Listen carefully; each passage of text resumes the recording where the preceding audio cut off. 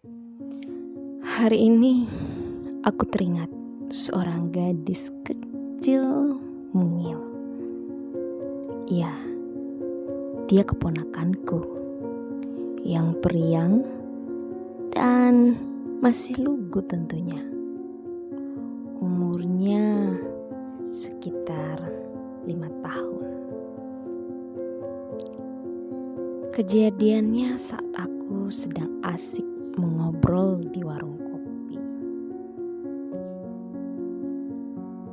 Tiba-tiba handphoneku berbunyi dan ternyata iparku menelepon. Dan ia berkata, "Aku di rumah sakit bersama Dinda." Oh iya, Dinda adalah gadis mungil itu. Kemudian bapaknya memberitahukan, "Aku di rumah sakit bersama Dinda dan ia kecelakaan." Tanpa berpikir panjang, aku bergegas lari ke rumah sakit. Setelah mengetahui ceritanya, ternyata Dinda jatuh bersama kakaknya. Tapi syukurnya kakaknya hanya lecet sedikit saja. Setelah dianalisis oleh dokter, ternyata tiada disangka ada pendarahan di otaknya dan harus segera dioperasi. Aduh, aku sungguh terkejut mendengarnya dan tidak menyangka akan separah itu. Aku tanya lebih detail kronologinya. Iparku hanya bilang, "Nanti aku jelaskan lagi." Tindakan operasi dilakukan, tetapi tidak di rumah sakit tersebut. Kami pindah rumah sakit lagi untuk mendapatkan fasilitas yang lebih lengkap. Itu pun atas anjuran dokter. Mereka pun berangkat, sedangkan aku pulang mendahului, mengabari keluarga, dan kemudian barulah aku menyusul ke rumah sakit yang ditujukan oleh dokter. Waktu pun sudah sore saat aku tiba di rumah sakit. Aku masuk ke ruang unit gawat darurat dan kulihat keponakanku sudah dipotong rambutnya untuk mempermudah jalannya operasi. Itu pun dia sadari, sedangkan yang lain mengurus administrasi. Dia sendiri dengan tabah menghadapi cobaan yang menurutku itu terlalu berat baginya seumurannya, dan dia harus kehilangan mahkota kecantikannya, yaitu rambutnya.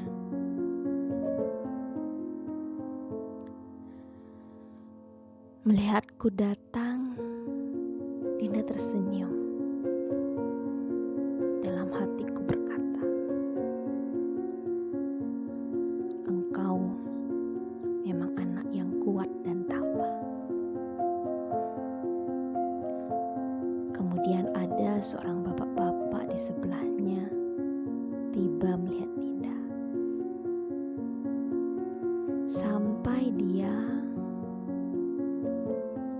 membuka jaketnya untuk menutup dadanya Dinda yang dingin. Orang tua itu pun bertanya, "Permisi Bapak, ibunya mana?" Tapi Dinda hanya tersenyum. Justru aku yang susah untuk menjawab pertanyaan Bapak tersebut. Aku dekati Bapak itu dan berkata, "Ibunya baru saja meninggal sebulan yang lalu." Bapak itu langsung mengerti, lalu meminta maaf dan berusaha menghibur Dinda. Kemudian ayah Dinda datang untuk mengajak Dinda ke ruang operasi. Operasi yang dilakukan begitu lama. Dari jam 12.30 dini hari sampai jam 3 pagi.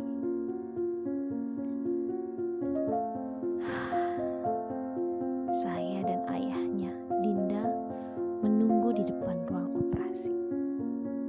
Kami cuma diam karena rasa kantuk dan rasa tegang bercampur aduk.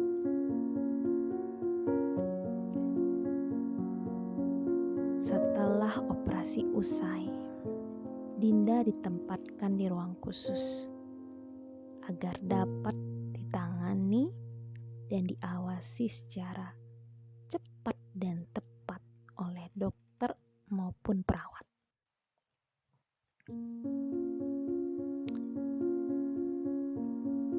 Ceritanya 2 hari di ruangan khusus yang kemudian akhirnya Dinda diperbolehkan pindah ke kamar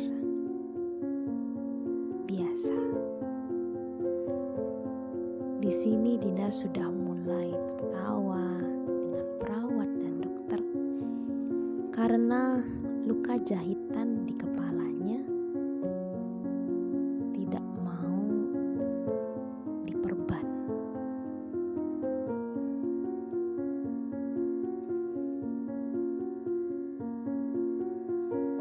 Dokter dan perawat merasa kebingungan karena trauma yang dirasakan Dinda sangat amat besar.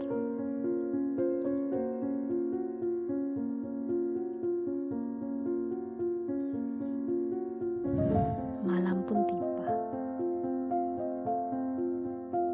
Di hari yang ketiga, kami di rumah sakit.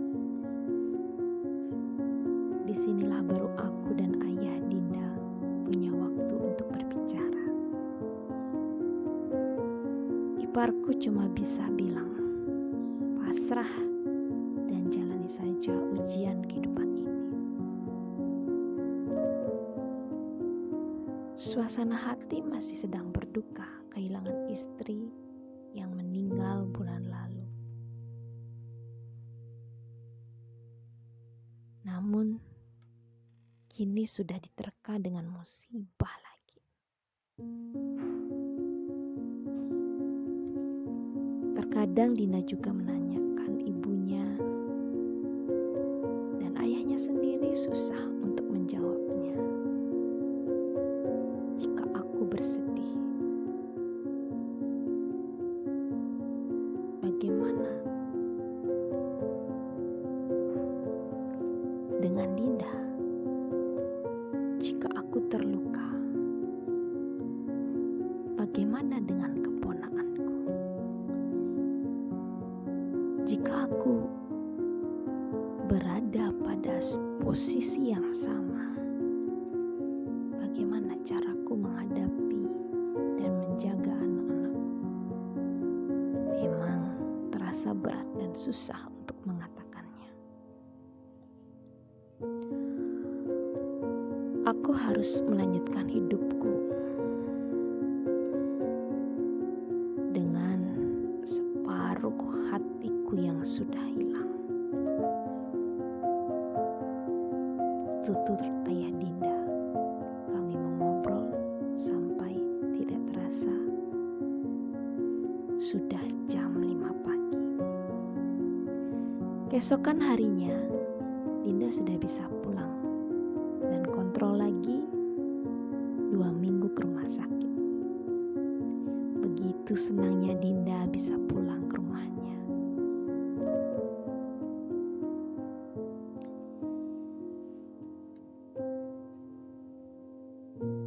Dinda selalu tersenyum dan dia tertawa.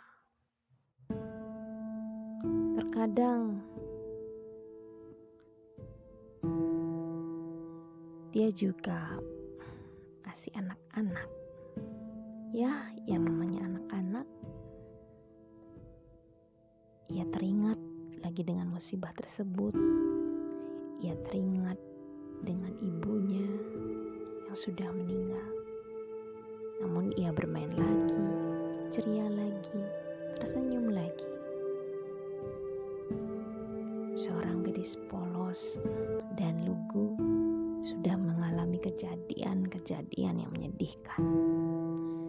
Semoga Dinda tetap ceria dan menjadi cahaya yang menerangi keluarganya, menjadi motivasi bagi keluarga. Dan aku yakin ibumu di surga akan merasa senang dan tentunya bahagia.